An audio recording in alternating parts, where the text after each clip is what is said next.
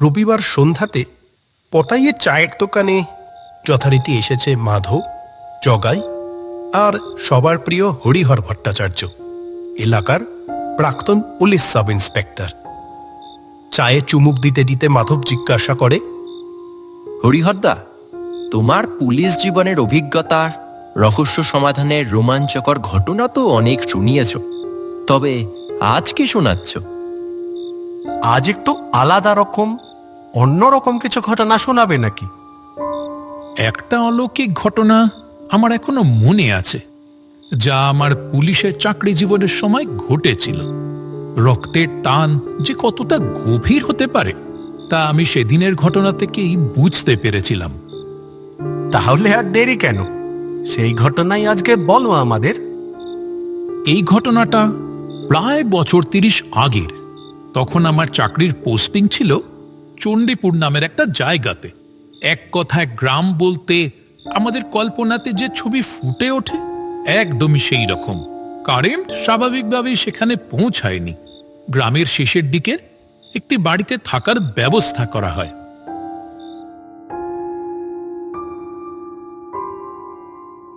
রান্না করার জন্য আমি গ্রামের একজন লোক হারাধনকে ঠিক করি। তা হারাধন একদিন আমাকে রাতের খাবার দিতে গিয়ে বলে, বাবু, আপনারে একটা কথা বলবো। হ্যাঁ, বলো না। আপনি একটু আগে আগে বাড়িতে ফেরার চেষ্টা করবেন। ভেবেছিলাম হয়তো আমার রাতে খেতে দেরি হয়ে যায়। আমার শরীর খারাপের কথা ভেবেই অমনটা বলছে, কিন্তু ও বলল, রাতে জঙ্গল থেকে শিয়ালের দল বেরোয়, একা মানুষ পেলে ঘেরাও করে মেরেও ফেলতে পারে।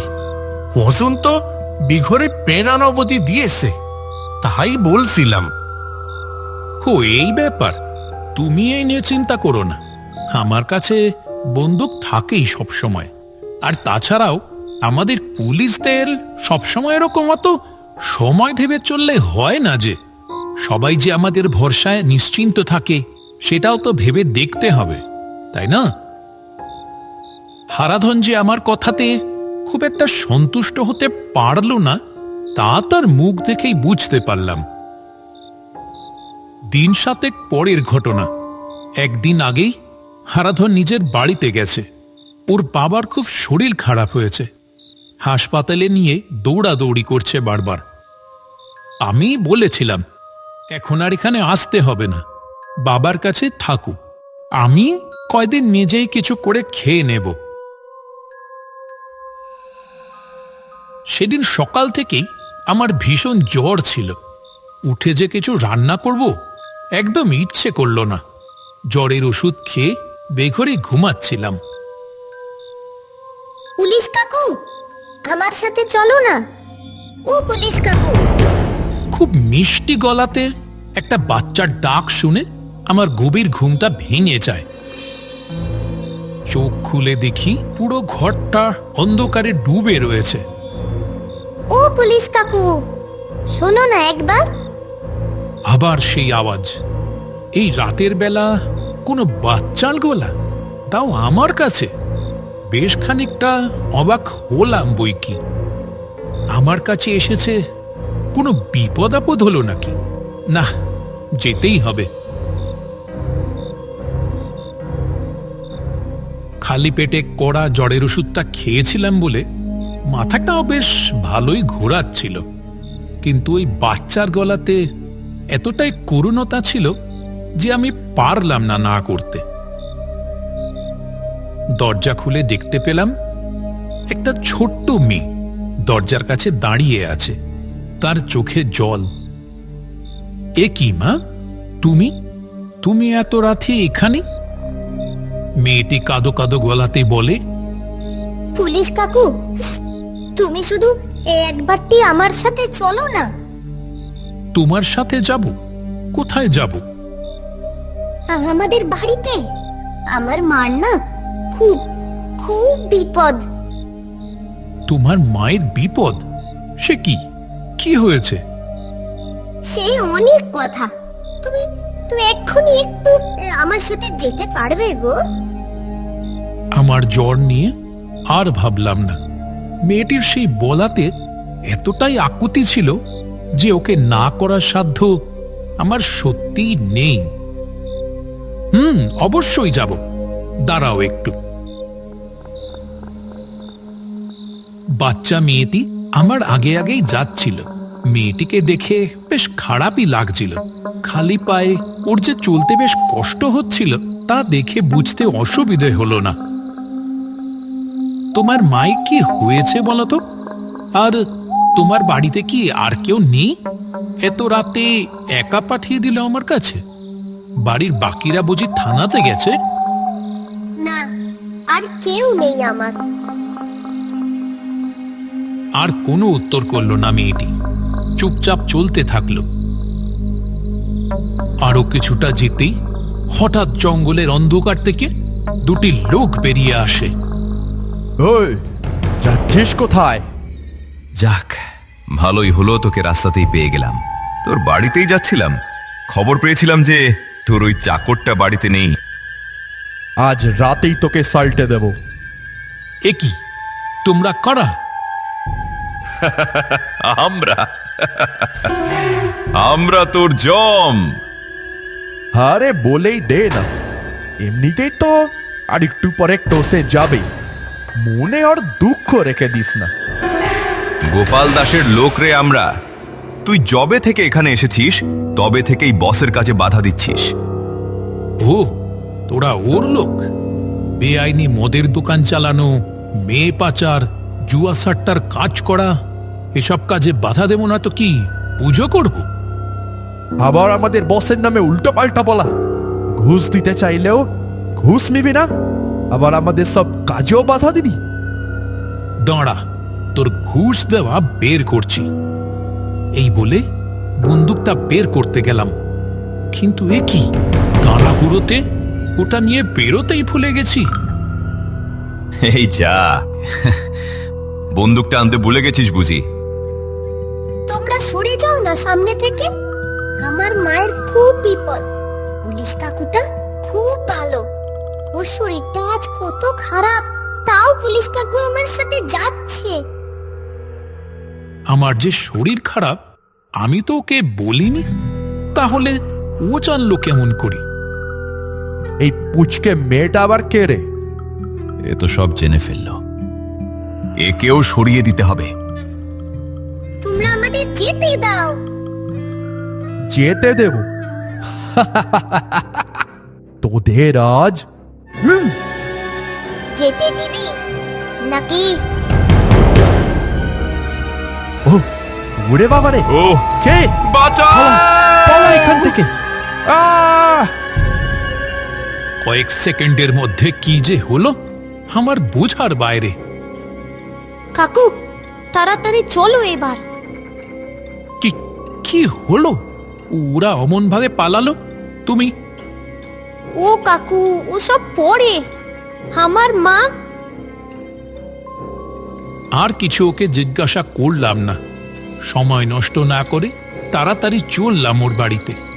পাছে কোনো অঘটন ওর মায়ের সাথে হয়ে যায়, না জানি কি বিপদ হয়েছে। কিছুটা আগে যেতেই দেখি সামনে একটা বাড়ি।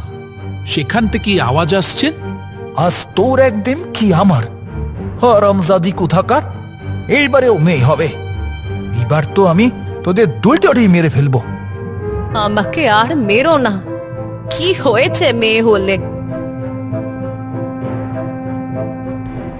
কাকু, মা।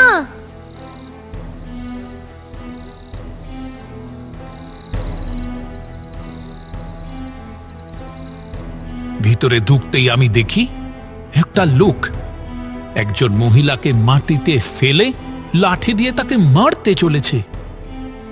তখনই বুঝতে পারি ওই মিষ্টি মেয়েটি তার মায়ের কোন বিপদের কথা এতক্ষণ বলছিল আমায়। এই থাম তুই। কে রে? আমি তোর বাপ রে, সাব ইন্সপেক্টর হরিহর ভট্টাচার্য। পুলিশের নাম শুনতেই লোকটির হাত থেকে লাঠি খসে পড়ে। কাঁদতে শুরু করে লোকটি। চুপ কর, আর কুমিরে কান্না কাঁদতে হবে না। অসহায় মেয়েটার ওপর হাত তুলতে খুব ভালো লাগে, তাই না? পুলিশের কথা শুনতেই সব সাহস শেষ। চুপচাপ ওখানে বস। পালানোর চেষ্টা করলে কিন্তু তোর কপালে অনেক বিপদ অপেক্ষা করছে। আমার এই কথাটা বলতেই চুপ করে এক কোণে গিয়ে সেখানে বসে পড়ে। ওঠো বোন, তোমার আর কোনো ভয় নেই। মেয়েটিকে দেখে আমার নিজের বোনের কথা মনে পড়ে গেল। পুলিশ বাবু, আপনি একদম ঠিক সময় চলে এলেন, না হলে কি হয়েছে? ও তোমায় মারছিল কেন? কারণ আমার মেয়ে হতে চলেছে বাবু। আমি অনেকবার বারণ করেছিলাম, কিন্তু ও জোর করে পরীক্ষা করিয়ে জেনেছে আমার পেটে মেয়ে আছে। আর এটা জানতেই আরে এই জানোয়ার, তোরা কবে আর এসব বন্ধ করবি? তুই জানিস না সন্তান জন্মের আগে এসব জানা বেআইনি? এসব করার জন্য তো এবার তোকে আরো বড় শাস্তি পেতে হবে।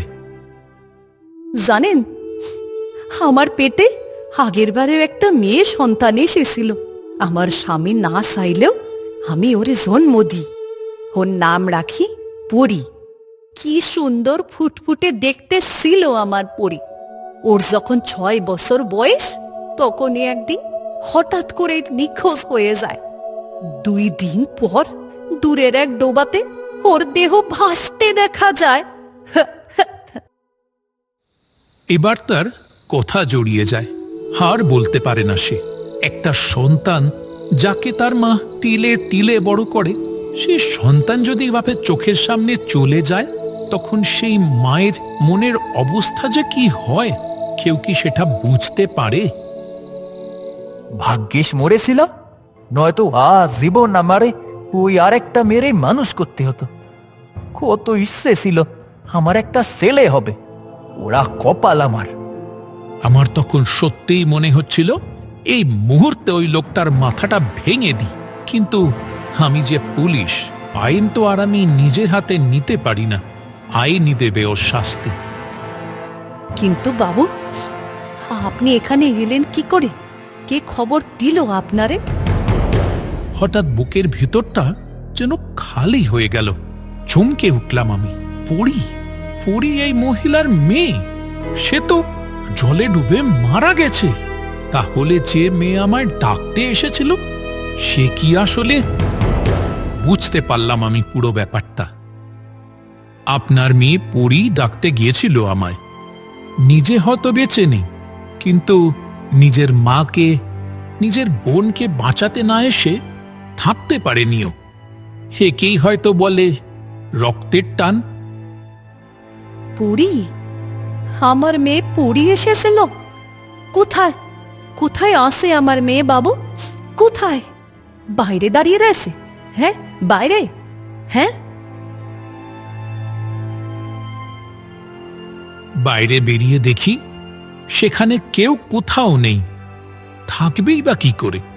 তার কাজ তো শেষ, আর তো ফিরবে না সে। আমার চোখ দুটিও নিজের অজান্তেই জলে ভরে উঠল। একটাই কথা বারবার চিৎকার করে বলতে ইচ্ছে করছিল, পৃথিবীর সব পরীরা খুব ভালো থাকিস তোরা। এমন একটা ঘটনা শুনে জগাই আর মাধবেরও চোখ যেন জলে ভরে ওঠে।